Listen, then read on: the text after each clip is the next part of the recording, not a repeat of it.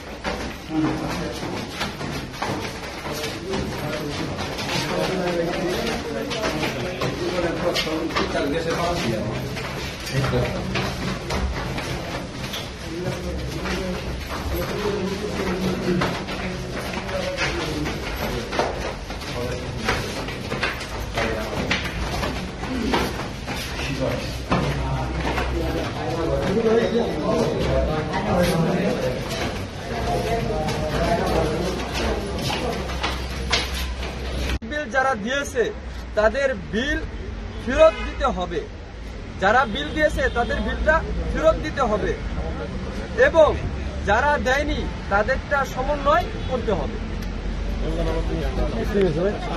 Rising মাইজিং কি করে এখানে এই যে পুলিশ ক্যাপ্টেনের যে বাকি লোকের সাথে ওই লাইনের সাথে সংযোগ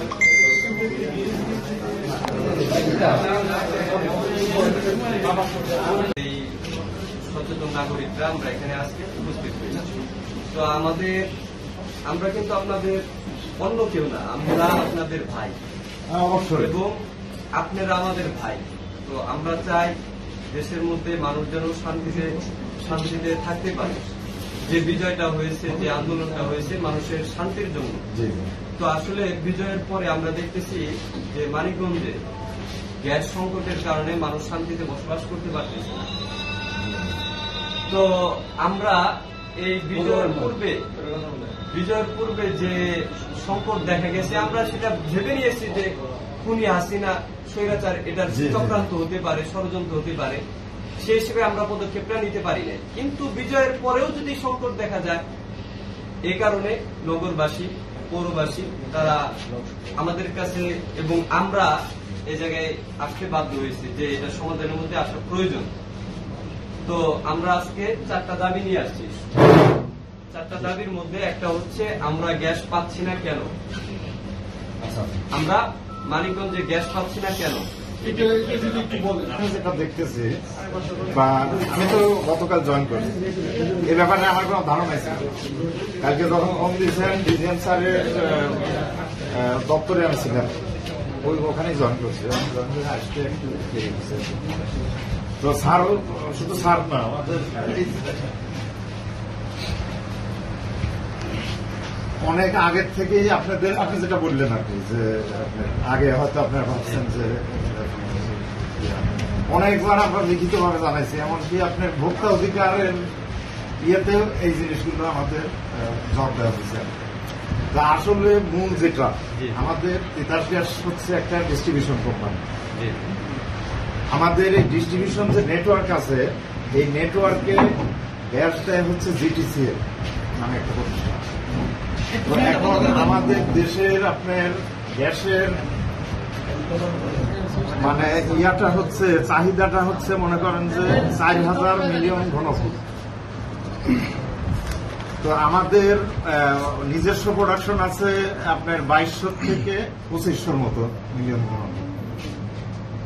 বাদ বাকিটা আমাদের তাহলে হিসাব করেন প্রায় আপনার 1500 থেকে 2000 মিলিয়ন ঘনফুট মানে কম থাকে আর কি।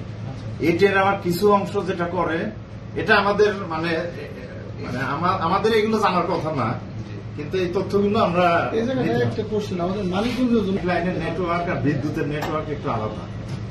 কারণ পাইপ লাইনের নেটওয়ার্কে মাটির নিচে আপনার জটিল একটা বিষয়। এখানে মনে করেন যে আপনি যেভাবে বলতেছেন এখানে যতটুকু প্রয়োজন ততটুকু দেয় কিনা, আসলে এটা আমাদের নেটওয়ার্কের একবার শেষের দিকে। আমি যেটা আমরা যেটা দেখেছি যে আমাদের এখানে রেগুলার সবাই আমরা গ্যাস ব্যবহার করতে পারতাম একসময় পারতাম। তখন যে পরিমাণ কানেকশন ছিল, মানে বাসাবাড়িতে